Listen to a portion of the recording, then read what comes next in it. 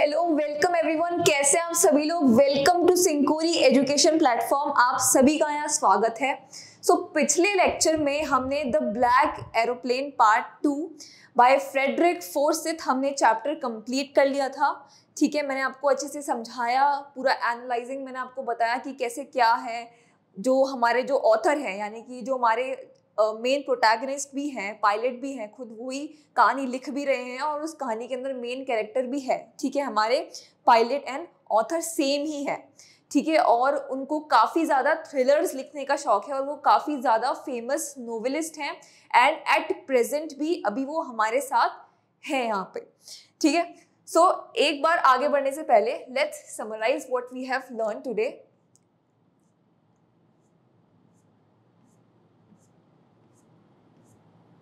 Okay, so let's recall.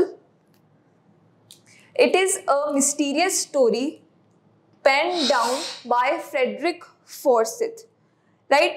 ये बहुत जैसे कि हमारे ऑथर हैं, ठीक है, वो थ्रिलर्स के लिए जाने जाते हैं। तो उनकी एक थ्रिलर में से एक ये भी एक स्टोरी है जिसका नाम है the black aeroplane and it is a mysterious story pen down by Frederick Forsyth. ठीक है, जो एंड हमने पिछले हमारे लेक्चर में देखा था, कितनी इन लोगों ने जो काफ़ी ज़्यादा ड्रास्टिक एंड इन्होंने किया था। ठीक है, कि लास्ट में वो बहुत ज़्यादा कंफ्यूज हो जाता है हमारा पायलट ऑथर की वो ब्लैक एरोप्लेन जिसके पीछे मैं उसको फॉलो अप कर रहा था, ना तो उसके पास लाइट्स थी ना कुछ था, और फिर उसने मुझे सेफली कैसे एक रनवे पे पहुंचा दिया। ठीक है, एंड आई लैंडेड सेफली। ठीक है, जब वो उन्हें वहाँ थैंक यू करने गए तो उसने कंट्रोल रूम में उसने इस बारे में बात करी। तो वहाँ पे जो एक लेडी बैठी थी, वुमेन जो वहाँ पे बैठी थी, उसने ये कहा उनको कि वहाँ पे एक हमारा जो एक रेडार है उस पर सिर्फ आपका ही एक लौता एरोप्लेन था, इसके अलावा कोई एरोप्लेन हमें शो नहीं किया। So he was very perplexed, he was very confuse कि वो एरोप्लेन, ब्लैक एरोप्लेन कहाँ से आया जिसने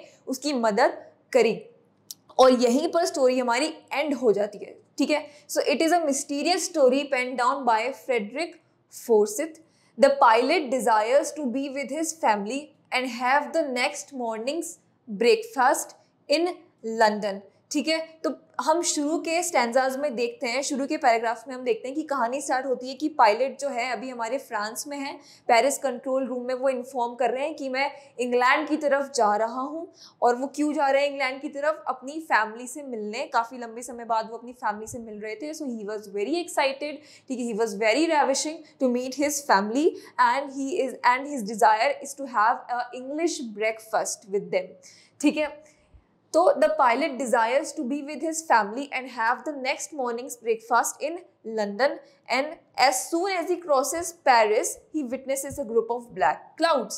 ठीक है, तो हमने पढ़ा था कि 150 kilometers he already had crossed till now, and then ahead of he saw a group of black clouds. ठीक है, आगे बहुत ज़्यादा stormy clouds उसने देखे। ठीक है, and yet he already had covered the 150 kilometers distance Paris से, ठीक है, इंग्लैंड तक।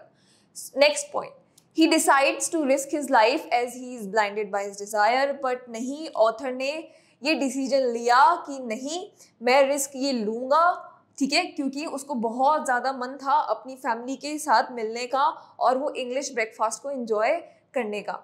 ठीक है, next point, as soon as he enters the clouds, जैसे ही वो क्लाउड्स में एंटर होता है, he loses the radio signal and his compass also stops working। तो जितने भी जो इंस्ट्रूमेंट्स होते हैं एरोप्लेन के अंदर, उसके जो ओल्ड डकोटा एरोप्लेन नाम का उसके पास एक एरोप्लेन होता है, काफ़ी पुराना एरोप्लेन उसका ये होता है। तो जैसे ही वो स्टॉर्म क्लाउड्स के अंदर जाता है, उसके सारे instruments were dead, were destroyed, सारे खराब हो जाते हैं। ठीक है, वो हो जाता है डायरेक्शन लेस, उसको कुछ दिखाई नहीं देता। ठीक है, सिवाय ब्लैक क्लाउड्स के अलावा। ठीक है, बाहर देखो तो अंधेरा, अंदर भी कोई कंपास और कोई भी चीज़ उसकी हेल्प नहीं कर रही है उस एरोप्लेन के अंदर।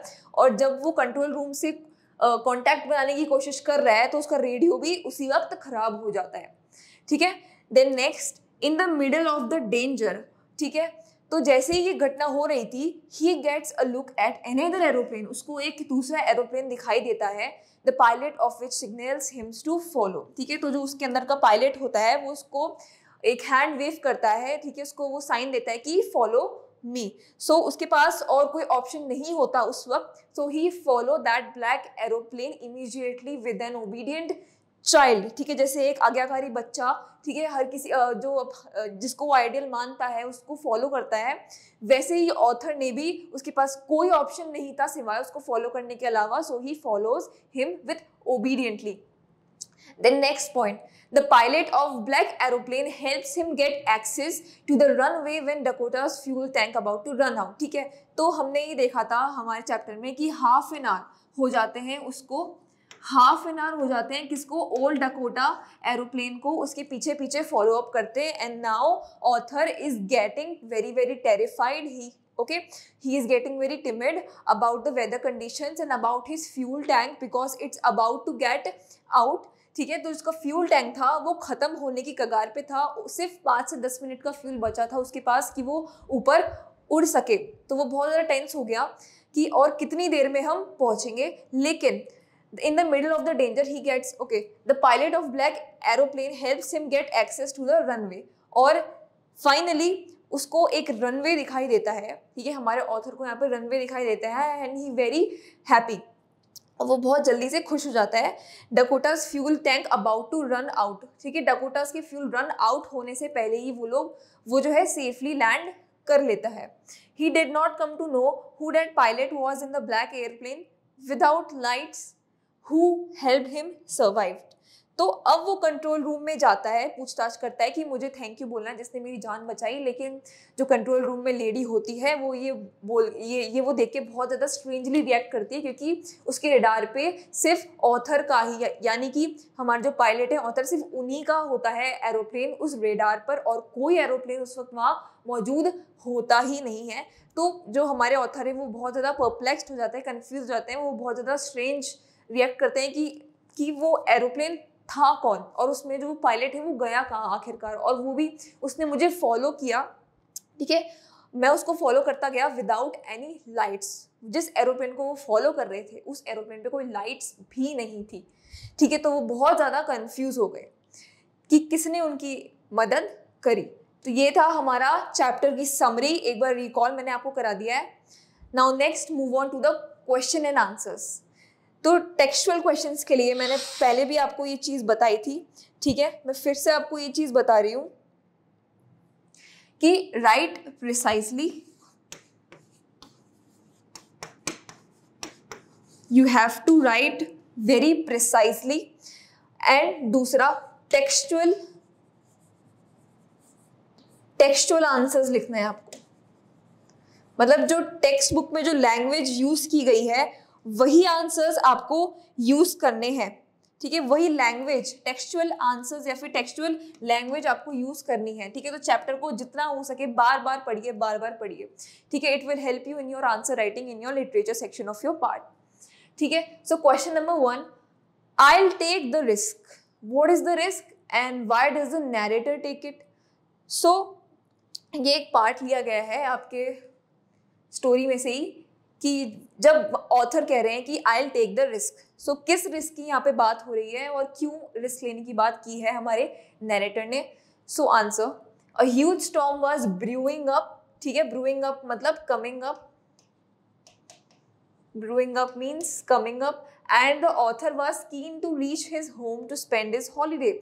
लेकिन ऑथर को बहुत मन था, उसकी वो डिजायर थी कि वो घर जाए हॉलीडे पे with his family. So he decided to fly through the storm, so उसने डिसाइड किया कि मैं स्टॉर्म से गुजरूंगा, as he did not want to miss the chance to meet his family, because वो नहीं चाहता था कि मैं ये इतना गोल्डन अपॉर्चुनिटी अपनी फैमिली से मिलने का मैं मिस करूं एट ब्रेकफास्ट, ठीक है। Thus he took the risk even when the visibility was almost zero in the storm, और उसने तब भी वो रिस्क लिया जबकि उसको ये चीज़ पता है कि मुझे कुछ भी दिखाई नहीं देखा, बहुत गंदा वाला आगे जो ब्लैक क्लाउड्स हैं उसने सब कुछ ऐसे घेर रखा है, तो भी उसने ऑथर ने ये रिस्क लिया।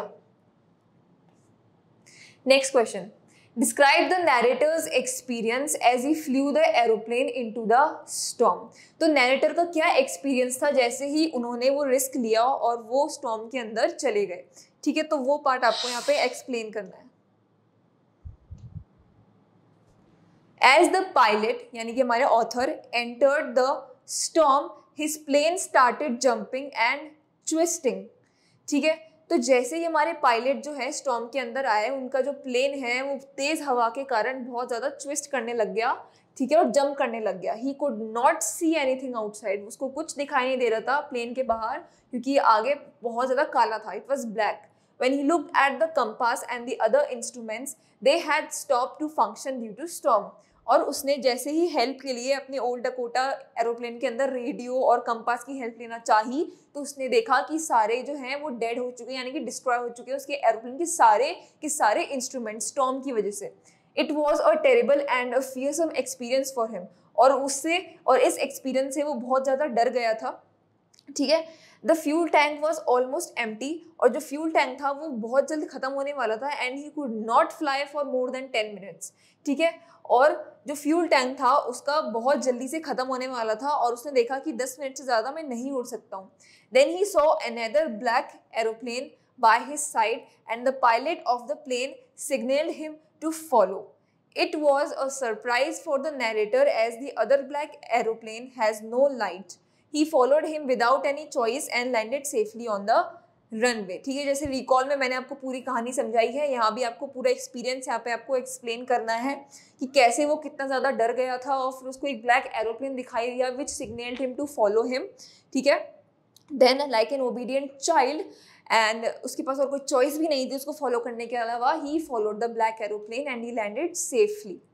ठीक है, next question, why does the narrator say I landed and was not sorry to walk away from the Dakota? ठीक है, very very important question.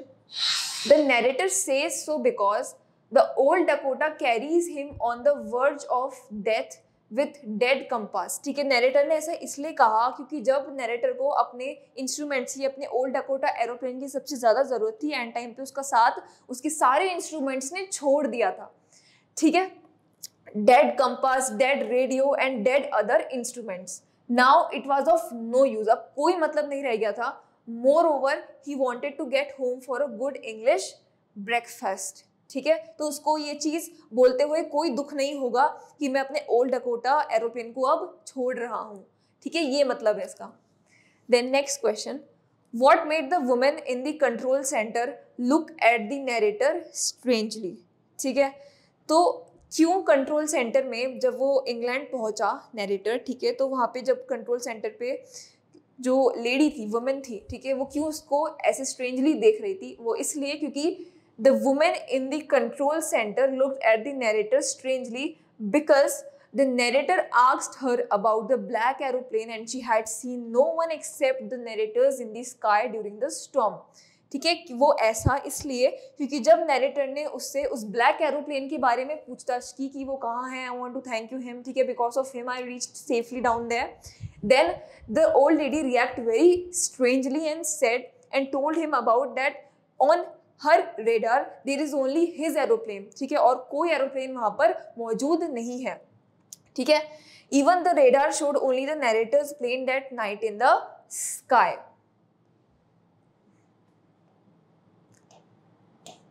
Next question, who do you think help the narrator to reach safely?